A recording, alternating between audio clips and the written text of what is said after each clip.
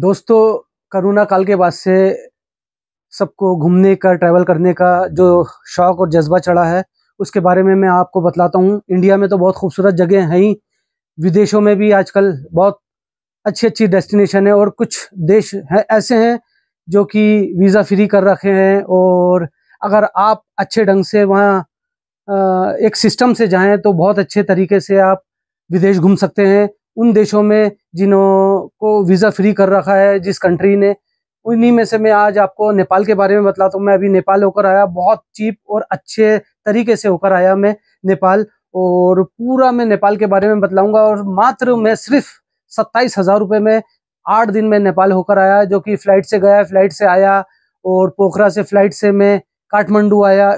और जो तरीका मैं आपको बतलाऊँगा, अगर उस तरीके से जाएँगे तो आपके हो सकता है 2-3 हज़ार रुपए और बच जाएँ। आप इंडिया में ही सफ़र करते हैं और हफ्ते भर का कहीं पैकेज लेते हैं तो वही 40,000 रुपए, 50,000 रुपए हो जाता है। तो एक विदेश यात्रा जो कि आपको मात्र 26-27 हज़ार रुपए में हो जाए, उसके बारे में आपको मैं बतलाता हूँ।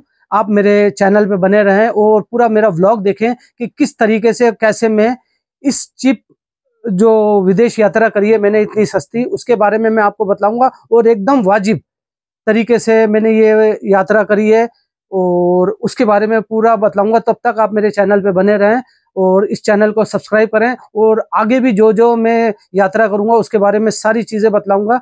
मेरे चैनल के जो ट्रैवल एंड एडवेंचर है उसके बारे में आपको बतलाऊँगा मैं।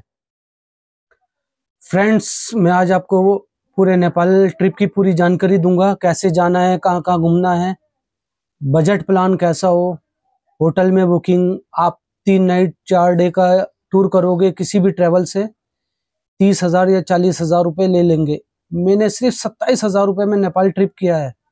कैसे, और मैं बताऊंगा आपको। इस तरह से करना, मेरे पैसे और बच जाते हैं। मैं वहां जाकर मालूम हुआ ऐसा प्रोग्राम करो तो टाइम भी बचता है और पैसे भी बचते हैं। आखिर लोग नेपाल क्यों जाते हैं? क्योंकि वो वीजा फ्री देश है और हमारे देश के बहुत करीब है, और वहाँ पर माउंट एवरेस्ट की पहाड़ियाँ, अन्नपूर्ण पहाड़ियाँ सब देखने को मिलती हैं।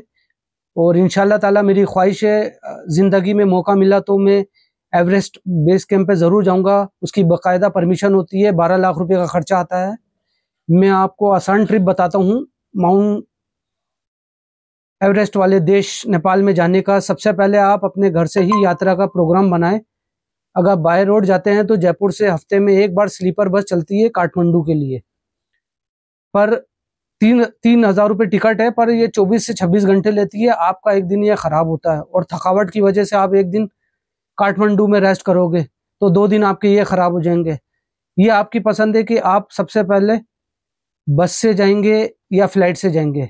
अगर फ्लाइट से जाएं तो महीने भर पहले ये प्रोग्राम बनाए। जैसे हमने 10 दिन पहले फ्लाइट का आने जाने का टिकट बुक कराया, जो कि जाने का 4500 रुपये था दिल्ली से, और वापस आने का 7,500 था, पर हमने आने जाने का 11,600 रुपये में बुक कराया सबसे पहले फ्लाइट का टिकट। फिर सबसे पहले होटल की बुकिंग करी फ्लाइट के बाद, वहाँ ढूंढने के झंझट से बच सके और रेट भी बजट में आ जाए। वैसे तो बहुत सारी होटलें हैं, वहाँ जाओ तो 3,000 4,000 रुपये रूम मिलता है, पर हम लोगों ने इंडिया से ही रूम बुक कराया था, जो कि इंडियन करेंसी में 1,300 रुपये से 2,000 रुपये तक था, मगर हमने 1,300 रुपये वाला लिया। ये आपकी चॉइस है कि आप कितने वाला लें। बढ़िया रूम था और उसमें हमको भरपूर ब्रेकफास्ट मिला। 1,300 रुपये में और क्या लोगे, 2 जनों के लिए, जो कि 650 रुपये ही पड़ा पर मेंबर। उसमें ब्रेकफास्ट अलग इंक्लूड था। वहाँ ब्रेकफास्ट 600 या 700 रुपये का हो जाता है, इसलिए हम लोगों ने यहीं से ही ले लिया 1,300 रुपये का रूम। उसमें ब्रेकफास्ट इंक्लूड था, बाकी का काफ़ी आइटम खाने का हम लोग यहीं से ले गए थे, ताकि दिन में लंच करने की हम लोगों को ज़रूरत ही नहीं पड़ी। फ्लाइट टिकट बुक के बाद रूम बुक कराया। हम लोग अजमेर से जयपुर गए, जयपुर से दिल्ली गए, तो इसी में हम लोगों के लग्जरी बस से गए थे, तो 1,500 रुपये इस पर हेड इसमें ही लग गए।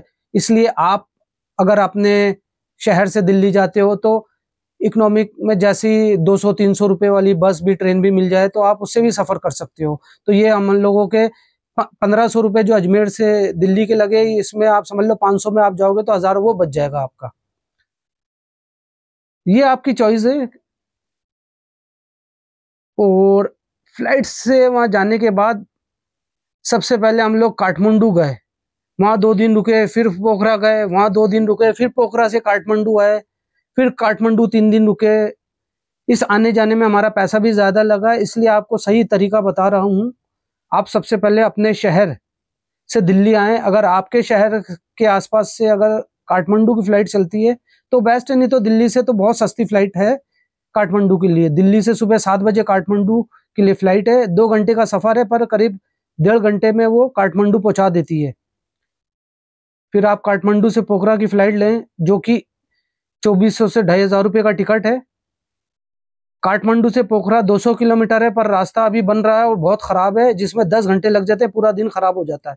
इसलिए मेरा कहना है आपको कि काठमांडू उतरते ही इंडिया से ही आप काठमांडू से पोखरा की फ़्लाइट बुक करा लें, जो कि 2200-2400 रुपये में हो जाता है। और बस का 1000 का लगता है, तो 1200-1500 का ही डिफरेंस है, पर एक दिन ख़राब हो जाता है और थक लग जाते हैं। इसलिए आप इंडिया से ही काठमांडू से पोखरा की फ़्लाइट बुक करा लें। आप 1.5 घंटे में आप 9:30 10 8:30 बजे वहाँ काठमांडू पहुँच गए। वहाँ रुकने के बाद हर 1 घंटे में काठमांडू से पोखरा की फ़्लाइट चलती है, जो कि 25 मिनट का सफ़र है। आप सुबह 7 बजे दिल्ली से रवाना हुए, 9 बजे काठमांडू पहुँचे। वहाँ आप 11 बजे के आसपास काठमांडू से पोखरा की फ़्लाइट ले सकते हैं। पोखरा में आपका रूम पहले से ही बुक रहेगा, जो कि आप इंडिया से बुक कराओगे, और आपको परेशानी नहीं होगी।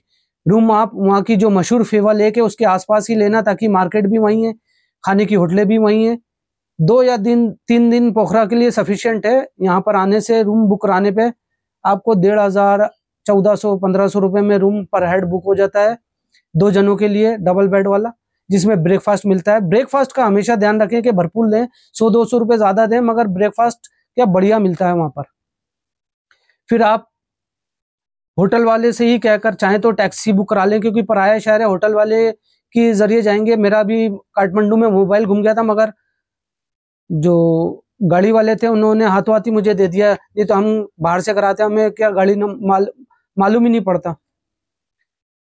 तो जो गाड़ी वाला है वो हम उन लोगों को अगर होटल से लेवें तो वो बेस्ट रहेगा। वैसे बसें भी चलती हैं, बस 1000 रुपये नेपाली लेती है, और हमने टैक्सी दिन भर की बुक कराई, जो कि 6000 रुपये लिए, इंडियन 3500 रुपये के आसपास। हम लोगों को वहाँ पर उन लोगों ने जो वहाँ की मशहूर चीज़ें हैं, सनसेट पॉइंट है, जो कि सुबह 5 बजे ही लेकर गए थे। सनसेट पॉइंट जो बहुत ज़बरदस्त है, बेट केव है, महेंद्र केव है, डेविस फॉल है, फेवा लेक है, लॉर्ड शिवा है, शांति स्तूप है। ये काफ़ी दूर दूर हैं और ऊपर भी हैं, तो बस वाले तो ये 2-4 जगह तो ऊपर लेकर ही नहीं जाएंगे, जैसे शांति स्तूप हुआ, लॉर्ड शिवा हुआ, सनसेट पॉइंट हुआ।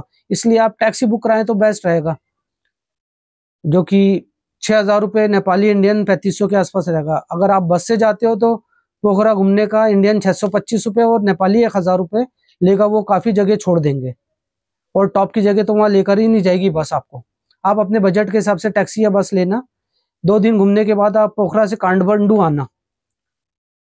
आराम से 2 दिन पोखरा के लिए सफिशिएंट होता है। और पोखरा से काठमांडू फ्लाइट जो कि 2500 रुपये के आसपास रहती है, एक जने का टिकट, और ये बहुत अच्छा रहेगा आपको। आप पोखरा से काठमांडू आओ, यहाँ पर थमेल एक बहुत अच्छी जगह है, रुकने की काफ़ी होटलें हैं, मार्केट है। यहाँ पर आप पहले से ही रूम बुक कराओ। फिर यहाँ पर आप शहर के बीच में है ये जगह, एयरपोर्ट से भी थमेल आप टैक्सी से 600 रुपये इंडियन करेंसी में आप आ सकते हो, नेपाली 950 रुपये लगेंगे। फिर आप यहाँ पर आकर रेस्ट करो। फिर उसके बाद यहाँ पर राजा का महल जो थमेल में पास में ही है, वहाँ आप जा सकते हो, मगर वहाँ पर मोबाइल अंदर अलाउ नहीं है, मोबाइल जमा हो जाता है। फिर वहाँ का विश्व प्रसिद्ध पशुपतिनाथ मंदिर है, पाटन दरबार है, चंद्रगिरी है, जो कि बहुत खूबसूरत जगह है। और मैं समझता हूँ रोपवे का काफ़ी ऊंचा है ये, ऊपर जाकर आपको माउंट एवरेस्ट और जो भी कंचनजंगा है और जितने भी एवरेस्ट व्यू पॉइंट है वो यहाँ से साफ नज़र आते हैं, और आपको बहुत अच्छा देखने को मिलेगा। आपको यहाँ पर आप 2-3 दिन रुको, आप कोई ज़्यादा चार्जेस नहीं होंगे। आप 2 दिन रुकने के बाद आप यहाँ से भक्तापुर जाएं, जो कि हम बस से गए थे, 80 रुपये नेपाली लिए बस ने। वो तो आदमी देखकर चूने लगाते, मेरे हमारे सामने अंग्रेज फैमिली से 500 रुपये पर हेड लिए, पर हमने तो 80 रुपये दिए। यहाँ पर दिन भर आप रुके, यहाँ पर सारी जगह घूमें। यहीं से आपको शाम को नागरकोट के लिए बस मिलती है। नागरकोट एक बहुत खूबसूरत जगह है, वहाँ एक रात रुकना पड़ेगा, हिल पर है, वहाँ जो व्यू देखने को मिलता है। वहाँ से आप दूसरे दिन वापस काठमांडू आए, यहाँ पर अपनी शॉपिंग करें। शॉपिंग वैसे काफ़ी महंगी है, अगर आपको करनी है तो करें, और नहीं तो आप वापस आ सकते हैं काठमांडू। काठमांडू से फिर आप दिल्ली के लिए रवाना हुए, जो कि मैं समझता हूँ 1-1.5 घंटे में आप दिल्ली पहुंच जाएंगे।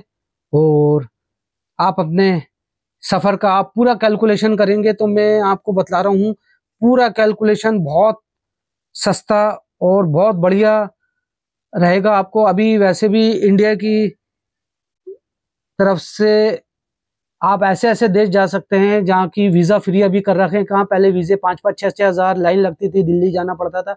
अब ये सब फ्री है, आप घर बैठे आप अपने ट्रैवल का मज़ा ले सकते हैं। आप घर बैठे ही प्लान बनाएं, मैंने भी घर बैठे प्लान बनाया। अब जल्द से जल्द मैं आपको एक और नई डेस्टिनेशन अभी इंडिया में ही दिखाऊंगा, उसके बाद फिर मैं एक और विदेश यात्रा आपको दिखाऊंगा जल्द से जल्द। काठमांडू तो है ही खूबसूरत है, नागरकोट है, भक्तापुर है, पोखरा है। आप नेपाल की विजिट ज़रूर करें अपनी फैमिली के साथ। और आप कैलकुलेशन कर लें, आप यकीन करें आप कि हद से हद आप पर हेड 22 से 24 हज़ार, और आप पूरे ग्रुप के साथ जाएंगे तो आप 70-80 हज़ार रुपये में पूरा अपना नेपाल ट्रिप, 80 से 1 लाख रुपए में 4-5 जने नेपाल ट्रिप कर सकते हैं। जो कि आप ट्रैवल से करेंगे तो काफ़ी महंगा पड़ता है। मैंने तो भाई आराम से सिस्टमेटिक ढंग से गया, अच्छी होटल बुक कराई, ब्रेकफास्ट वाली होटल बुक कराई जिसमें हमें ब्रेकफास्ट इंक्लूड मिला, और अपने यहाँ से रिफ्रेशमेंट काफ़ी ले गया था, वो वहाँ बहुत काम आया। रात का डिनर हमने बहुत अच्छी, थमेल में भी बहुत अच्छी सत्कार होटल है, वहाँ पर खाया। थालियाँ बहुत अच्छी, हमने वेज का ही सारा खाना खाया क्योंकि मेरे साथ मेरा फ्रेंड था, वो वेज ही खाता है। बहुत मज़ा आया, बहुत इंजॉय किया। वैसे नेपाल की नाइट लाइफ भी है, मगर हम लोग तो अपने जो जो घूमने के पॉइंट थे हम लोगों वहाँ पर गए, वहाँ इंजॉय किया। तो दोस्तों, आपको ये मेरा व्लॉग कैसा लगा घूमने का, नेपाल ट्रिप का, आप लोग प्लीज़ देखें ताकि मुझे मोटिवेशन मिलता रहे और मैं आगे भी और कोशिश करता रहूँ अच्छी अच्छी जगह जाने की। और आप मुझे कमेंट में बतलाएं कि कैसा लगा ये व्लॉग, और आप बोलेंगे तो जल्द से जल्द मैं आपको और अच्छी डेस्टिनेशन दिखाऊंगा, कोशिश करूंगा मैं अच्छे दिखाने की। अब मैं यहाँ से नेपाल से अलविदा करता हूँ मैं अपने देश के लिए, और इंशाल्लाह ताला जल्द से जल्द आपसे मुलाकात करूंगा, फिर आपको एक नई डेस्टिनेशन दिखाऊंगा। अभी कुछ मसरूफियत की वजह से मेरे व्लॉग लेट आ रहे हैं, पर मैं इंशाल्लाह ताला जल्द से जल्द आपको मैं अपने पूरे व्लॉग जल्द से जल्द पूरे दिखाऊंगा, और कोशिश रहेगी कि सस्ते से सस्ते ट्रिप आपको दिखाऊं ताकि आप भी घूमने का मज़ा लो। और इस जो मेरे व्लॉग का ज़रिए आप लोगों को जो नॉलेज मिलेगी और जो तरीका मिलेगा, तो आप भी कोशिश करेंगे तो आपको कम से कम इतना तो फ़ायदा होगा कि मेरे ज़रिए एक आपको अच्छे ट्रिप बनाना आसान हो गया। ये पूरी मेरी यात्रा की गाइड जो है मैंने काठमांडू की मैंने आपको दे दी है। प्लीज़ लाइक, शेयर और सब्सक्राइब करें मेरे चैनल को। फिर मिलता हूँ आपसे दोस्तों, अलविदा।